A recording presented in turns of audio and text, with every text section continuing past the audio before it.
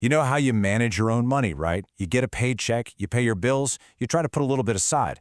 Well, what if you were in charge of the biggest budget of all? The government's. That's the world of public finance.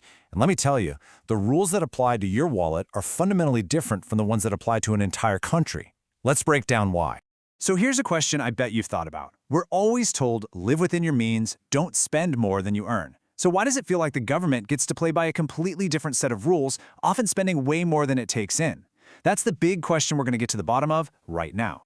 Here's our game plan. First, we'll get a quick definition of what public finance actually is. Then, we'll look at its 5 main jobs. After that, we'll jump into the main event, a tale of 2 finances, looking at all the ways the government's budget is different from yours, and, this might surprise you, the few key ways they're actually pretty similar.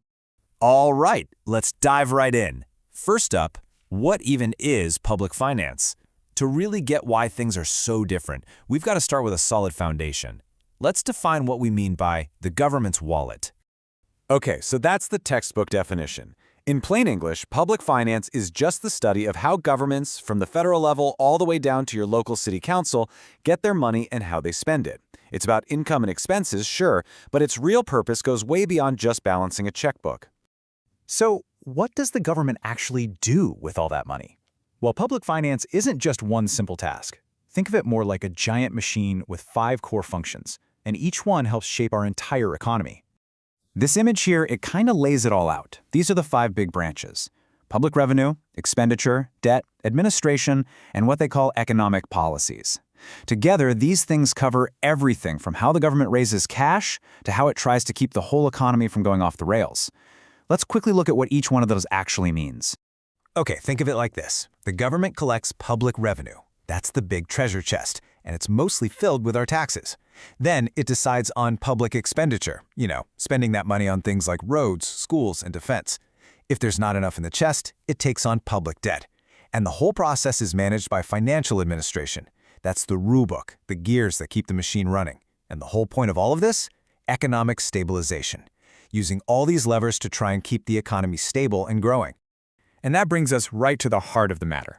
Let's compare this huge, complex public system to something we all know inside and out: our own personal finances. It really is a tale of 2 very different finances.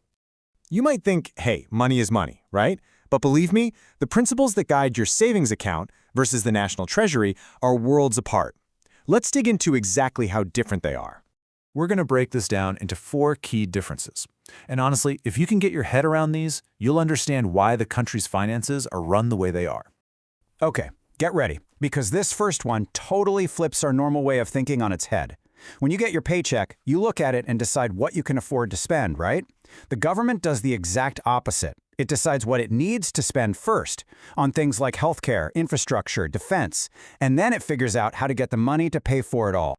The second big difference is all about the why. Your financial choices, they're driven by what's best for you, for your family. But the government's motive is supposed to be about the general welfare, the collective good. And that's why it spends money on things that don't make a profit, like public parks or helping people who are unemployed. Now, this one is huge. For you and me, a deficit, spending more than we make, is a big problem. It means debt. But for a government, a deficit can actually be a useful tool. For instance, if the economy is in a slump, the government might intentionally spend more than it takes in, investing in big projects to create jobs and get people spending again. The goal isn't a balanced budget. The goal is fixing the economy.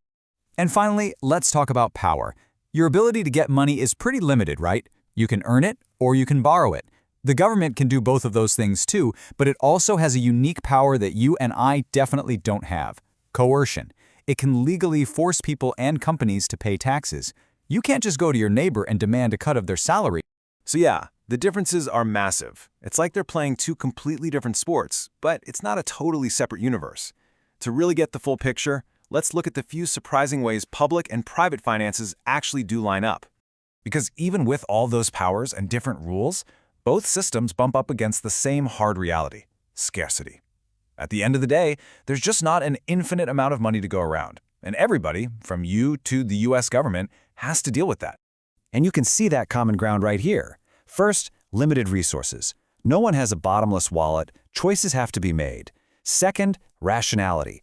You'd hope that both individuals and governments are making smart, rational decisions with their money to avoid disaster.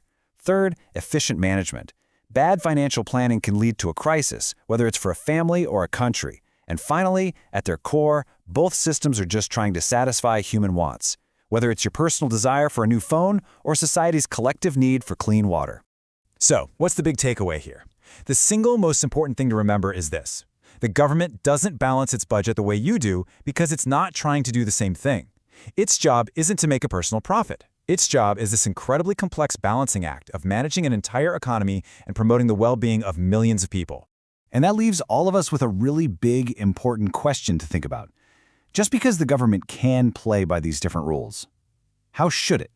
How do we as citizens decide when it's the right time to spend more, when to tax, and when to borrow money that future generations will have to pay back? That's the ongoing debate that really shapes our world. Thanks for tuning in.